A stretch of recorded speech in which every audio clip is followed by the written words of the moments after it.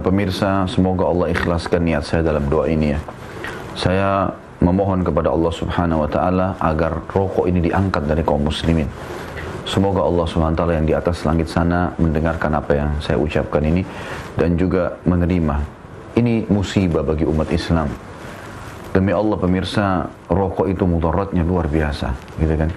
Dan ulama yang memang faham tentang ilmu agama ini tidak ada satupun yang menghalalkannya. Ada terjadi dialog antara seorang guru di Saudi dengan seorang syekh masalah rokok. Guru ini masih merokok. Lalu dia bilang, "Syekh, Anda mengatakan rokok itu haram. Sementara tidak ada ayat Al-Quran, tidak ada hadis Nabi SAW yang menyebutkan tentang rokok secara khusus." Lalu syekhnya berkata, "Apa kamu makan apel?" Dia bilang, "Iya." "Pisang?" "Iya." "Kamu makan sayur wortel?" Dia bilang, "Iya." Kata syekhnya, "Adakah kamu temukan dalam ayat Al-Quran jenis-jenis tadi yang saya sebutkan, buah dan sayuran? Adakah kau temukan di dalam hadis Nabi secara lafziyah tentang ini?" Maka dia pun mengatakan tidak ada. Di dunia ya, makanan dunia ini ceritanya, dia tidak disebutkan bahwasanya halal kalian makan apel. Lalu dari mana orang-orang tahu kalau itu boleh? Masuk dalam umumnya firman Allah Subhanahu wa taala yang berbunyi, a'udzubillahi minasyaitonirrajim, bismillahirrahmanirrahim, qulu minat thayyibati ma razaqnakum.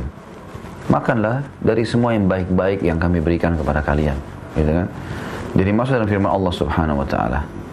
Sementara Allah juga berfirman dalam ayat lain, ya, disuruh kita memakan thayyibat dan menjauhi khaba'ith. Khaba'ith itu lawan daripada thayyibat, lawan daripada hal yang baik tadi, yang buruk-buruk suruh dijauhkan, gitu kan.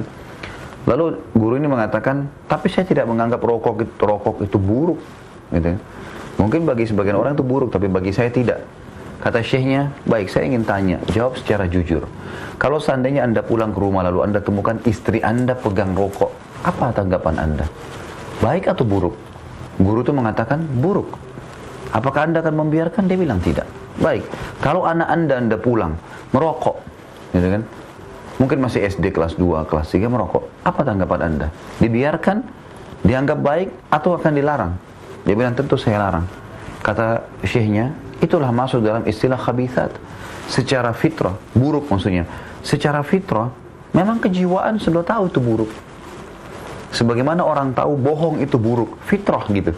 Orang tahu mengambil hak orang itu buruk, memukul orang tanpa sebab buruk. Itu orang sudah tahu.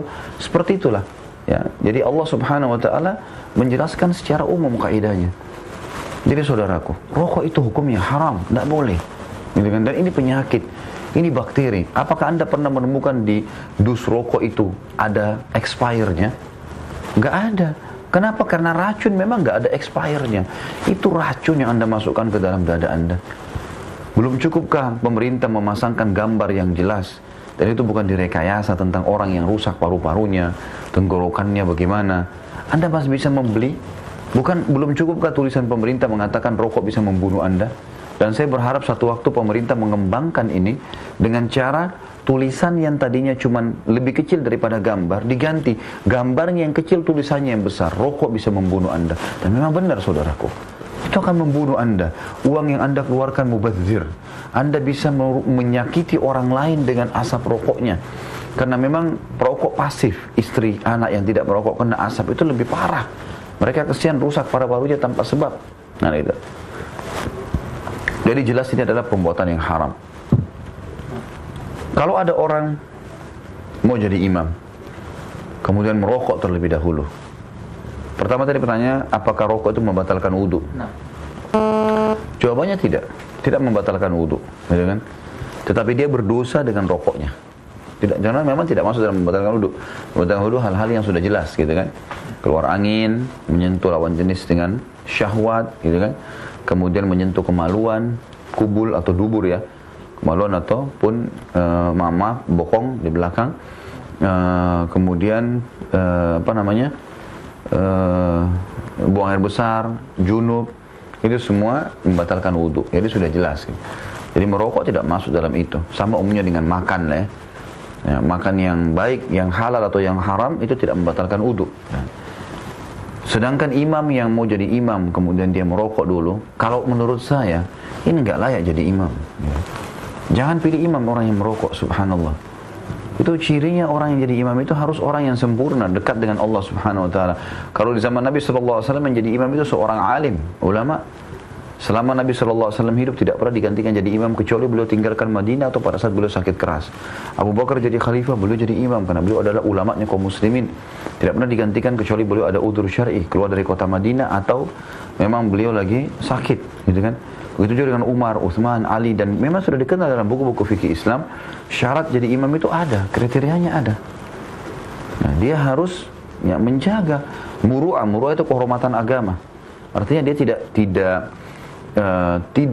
melanggar agama. Muru'ah itu kehormatan. Seperti misal gini, kalau dalam ilmu hadis itu, kalau ada seorang perawi hadis, dia minum sambil berdiri misalnya, itu hukumnya makruh ya, hukumnya makruh. Tetapi sudah cukup ya, para ulama tidak menjadikan mereka sebagai imam sholat. Itu hanya perbuatan makruh yang jelas minum berdiri saja. Tapi ini subhanallah merokok, ini satu hal yang luar biasa. Kalau anda bilang tidak ada imam lain, tetap didahulukan seseorang yang meninggalkan rokok itu. Kalaupun harus kita masuk di masjid sementara kita nggak tahu dia merokok atau tidak, maka ini masuk dalam bab hukum sholat di belakang majhul hal. Maksudnya orang yang tidak jelas statusnya. Kita nggak tahu orang ini apa pemahamannya, lalu kita sholat niatnya berjamaah itu boleh. Tapi kalau kita tahu jelas perilaku dia sehari-hari, maka tidak boleh. Cari tempat lain, ya gitu. Masalah sahkah kalau dia jadi imam, itu sah saja, tapi dia berdosa dengan rokoknya. Ya.